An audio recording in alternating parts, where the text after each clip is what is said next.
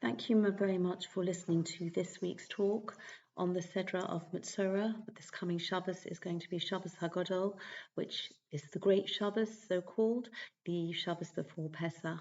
And I would like to conclude by sharing some thoughts on the Haggadah that, please God, we will be reading on Monday night in the land of Israel and in the diaspora, and on Tuesday night in the diaspora.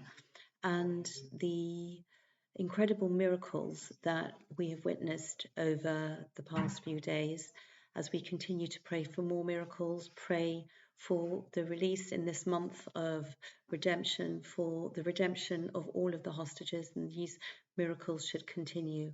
But the miracle that we saw on Metzora Shabbat, as our enemies attacked viciously and were planning to cause such horrific harm, and the hand of God was there protecting us, and with grateful thanks to all of the human beings who participated in that effort. But the concept and the reality of what we saw, I felt was of epic nature, the same epic nature that we read about during the accounts of our exodus from Egypt and our crossing of the Red Sea. We had the privilege to witness those in our time, and we just continue praying that these miracles should continue, and we should be safely reunited with all of those who are in captivity, and we're still able to think to ourselves, where do we go from here? What message are we going to take? And perhaps if we think back to the events of Simchat Torah, when we were launched into a new reality, and then now we are coming up to Pesach, and we are seeing the events that we are witnessing. And I think each and every one of us has to do a stock take and just a thought process, what we are living through, and how are we going to respond to it? How are we going to take certain messages? How are we going to hear the voice of Hashem, see the hand of Hashem, and draw all of those into our lives? This is a very personal question and a personal journey, and there is obviously scope for communities to do it together as well. But I think ultimately that the scale and the clarity of things that are happening are just asking us to really ponder these questions. And I think that as we look at our sacred texts and we think about the original and eternal wisdom, I think that we are really able to get messages and lessons and pointers, because it is so big. I feel that this is so huge, and in a way I know what to do, but where to start? So where to start? The Sedra that we read is the Sedra of Metzora, and perhaps the focus is now on the individual who has spoken Lashon Hara, Motzi Shem Ra. This is the Metzora is the compacted version of the phrase Motzi Shem Ra, which literally translates as bring out, cause to come out a bad name. And we mentioned that this includes any kind of derogatory speech about another person. And so the person who had the markings of Tzoras called a Metzora, and by looking at the Sedra, and we see that in this week's Sedra, if we go to Vayikra chapter 14 verse 4, V'tziva HaKohen v'lokach lemitaher, and the Kohen shall command, and he shall take for the person being purified, ve'etz erez ushni solas ve'ezov, cedar wood, crimson thread, and hyssop. So the point is that each of these things have a special significance, and more so, they are bound together. And the cedar is a very tall very imposing looking tree. And the reasons why we perhaps succumb to the temptation to speak Lashon Hara come from a combination of two factors, possibly, that at first sight seem to be polar opposites. On the one hand, somebody might give the impression that they think that they're better than another person, and that's why they are speaking derogatorily about another person. But actually, if we carry on and we look further at the hyssop, the azov, that is actually a very lowly bush. Because the truth of the matter is that a person who feels that they need to put somebody else down in order to pick themselves up is actually in a low place themselves. And when we are able to confront that in ourselves or able to see it in another person, then we can set about remedying the issues that caused us to speak and think like this in the first place. So perhaps as we go into Pesach, we can look at the crimson thread that binds the two together. These two that seem to be so far apart, and this crimson thread, perhaps reminiscent of the damage that the blood, even, because there's almost murder going on when Lashon Hara is spoken. And so in this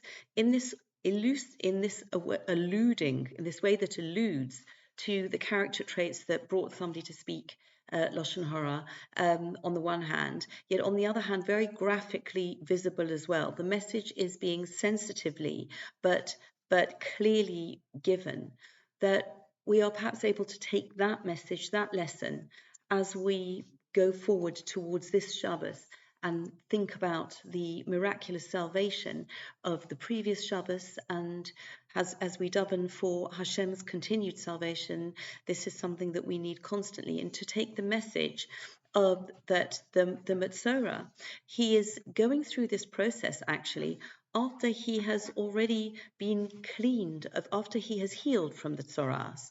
And there's another great insight into that when a person is in that place where he has the actual live blemish and he is still Tome, then he is not receptive to thinking, what did I do to get into this situation and how can I get out of it? It's when he's come out of it, when he is healed, that is the time to gently persuade and suggest and help the person to avoid being in that situation where he will speak these words and be classified as a Metzora and have to undergo the shame and the discomfort of the isolation. And this is something that is a tool for remedy and future correction. And this is actually something that links in to a few words that I wanted to say about the Haggadah. We come to the section as it's known of the four sons. So that is just more or less shortly after the Manishtana, after we've had the four rabbis meeting in Bnei Barak, and a small paragraph Amar Rabbi Elazar ben Azariah, Hariani Kaven Shimim Shana. Then we launch into Baruch HaMakom Baruch Hu. Blessed is referring to Hashem, actually translates literally as the place. We're using the name of Hashem that refers to him, describes him as being all place, everywhere. Baruch Hu, blessed be he. Baruch Shenosan Torah Li'ama Yisrael. Blessed is he who gave the Torah to his people Israel. Baruch Hu, blessed be he. Keneged Arba Bonim Dibra Torah. The Torah and the Torah speaks keneged, opposite almost. this is a difficult, this is sort of, this word neged is not really easily translatable. Of 4 sons, I have the translation here, but it's not really conveying that we literally have these 4 points. Neged normally means opposition. Dibra Torah, the Torah spoke, Echod Chacham, ve'echod Rasha, ve'echod Tom, ve'echod she'ena yodea lishol. One is wise, one is a Rasha, and one is simple, translated, but again, not a good translation, can also mean perfect or complete. Ve'echod she'ena yodea lishol, and one does not know how to speak. One does not know how to ask. And first of all, we have 4 baruchs at the first passage, in the first sentence. We have Baruch HaMakom, Baruch Hu, Baruch Shenosan Torah le'am Yisrael, Baruch Hu. 4 baruchs. These 4 baruchs correspond, and I think that perhaps we can understand the word keneged as correspond to the 4 sons. And on the superficial, on the simple level, we have this idea that the Torah is talking to 4 types of children. And the Haggadah, the Seder night, is a multi-generational, multi-sensory experience par excellence. And this is something that families are going to be involved in, and different dynamics, different types of children. And we have the wisdom in the Torah that we have to educate each child according to his way, from Proverbs, Chanach na lefi darko.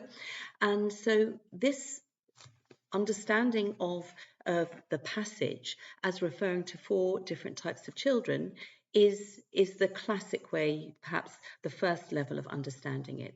But in a very interesting shir given by Rabbi Y.Y. Jacobson, these 4 types of children, in inverted commas, first of all, the 4 baruch, the 4 expressions of blessing, are requiring us to understand that each different type is a blessing. And sometimes, as one is undergoing challenges, say if one has children, is blessed with children, and some children are perhaps providing more challenges than others, that if we come to see that the challenges that we're going through are an opportunity for us to hone our child rearing skills, to find out exactly where my points of strength and my points of weakness are in my attempts to transmit and teach other people. The best way to learn yourself is to teach other people. And so these 4 expressions of Baruch, which grammatically actually didn't need to be there, can give the message that this is how we can look at each child, at each type of child. But on another level, we can see each of these designations, the Chacham, perhaps we could translate that as the intellectual, the Rasha, I didn't want to say the wicked one, I'm going to call them Rasha because, again, this is going to be a novel way of looking at it. Tom, again, classically defined as translated as simple, but a very different way of looking at it. And the one that does not know how to ask. So all of these are not different children, but they are different types within myself, or we could say at different times of my life I could fit into each category. And this is something that is built into the concept of the Seder, because although we have a tradition that, for example, the youngest child asks the Manishtana, why is this night different from all other nights? The rabbis tell us that if there are just adults there, then one of the adults asks the question, and if somebody is having a Seder by themselves, then they must ask themselves the question. And so I think that this is something that we can really understand as applying on many different levels.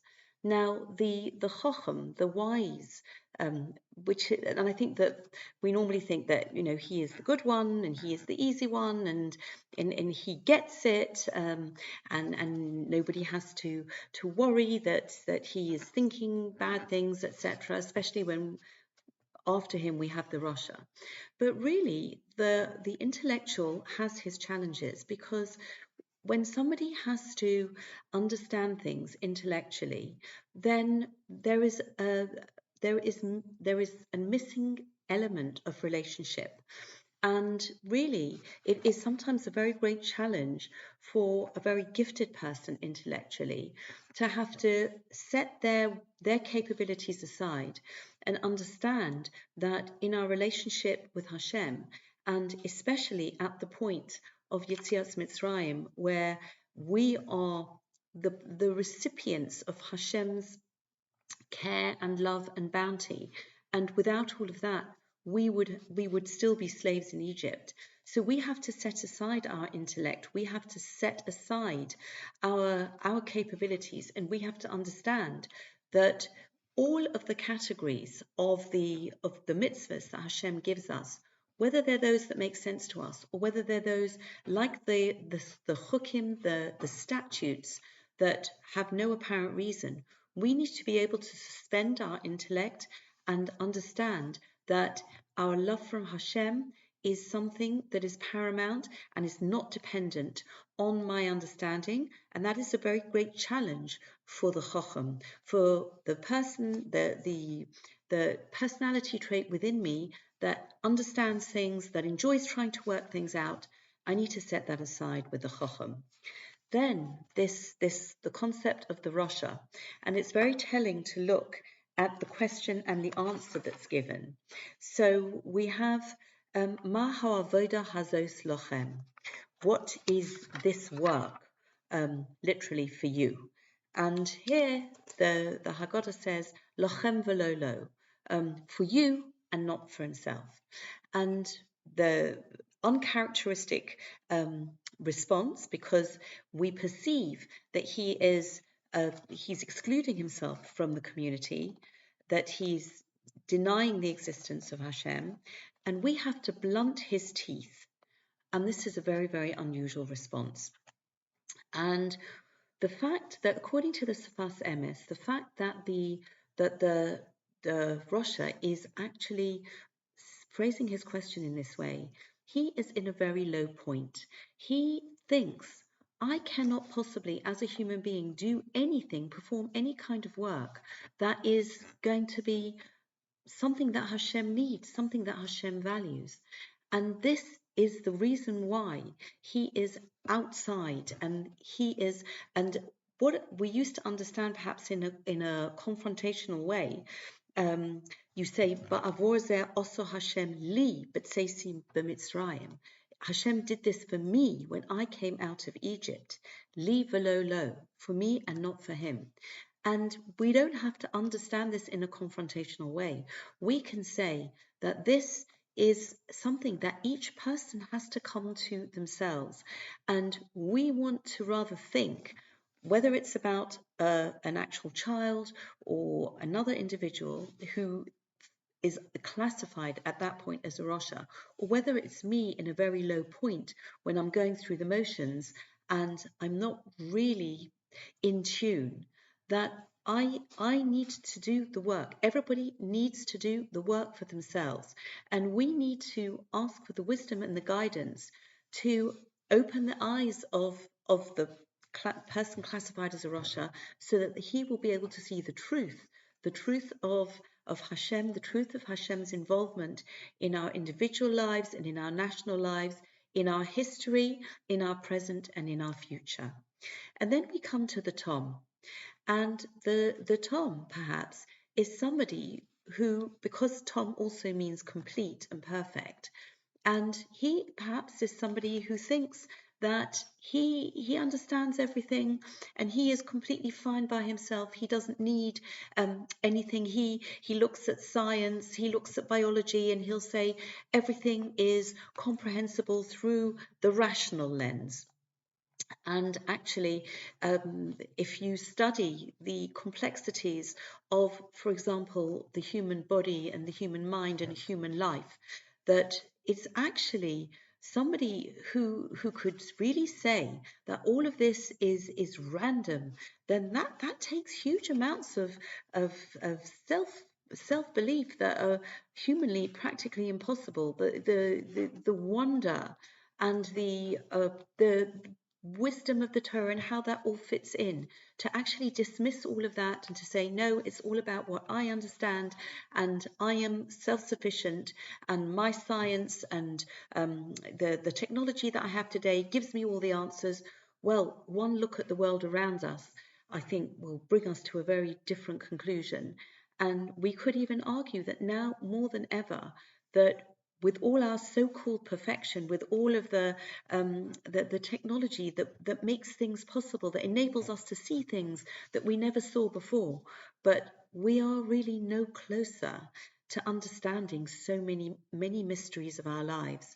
And it is through the values and the principles, the eternal values and the principles of the Torah, and the way we live our lives when we view it through that prism, that really is something that elevates all of us. And then we come to the She'eno Yodea Lishol, the one who does not know how to ask. And this concept of knowledge, of Yeda, is actually connection. And we read at the beginning of Bereshis that Adam knew Chava. And this is a very intimate connection between Adam and Chava. And the She'ena Yodea Lishol, the one who does not know how to ask, is somebody who does not feel that sense of closeness, of connection. And so we say, At Pesachlo, you have to open for him. So that means, first of all, that's in the feminine, at, and it's about creating the opening, because if somebody is not feeling connected at all, then that you just need to give them this opening. And we have this idea that it's normally associated with Rosh Hashanah, that if we open for Hashem the tiniest opening, excuse me, then he will open for us the hugest opening. And so I think that this idea that somebody who feels that he is completely unconnected and no intimate, there is no intimate bond between him and Hashem, we just need to leave the opening, the possibility, and hope that, please God, that the truth will come in through that, and that the whole experience of coming out of Egypt will be something that can energize and open that door even wider to establishing the relationship. So please God, we should be able to merit a Chag Kasher v'Sameach after a Shabbat Shalom, a Shabbat of peace, a Shabbat of tranquility, and a Pesach of redemption. And please God, the redemption of all of the hostages in captivity. And we should have good news for the people of Israel, the land of Israel, and the world. Thank you very much for listening.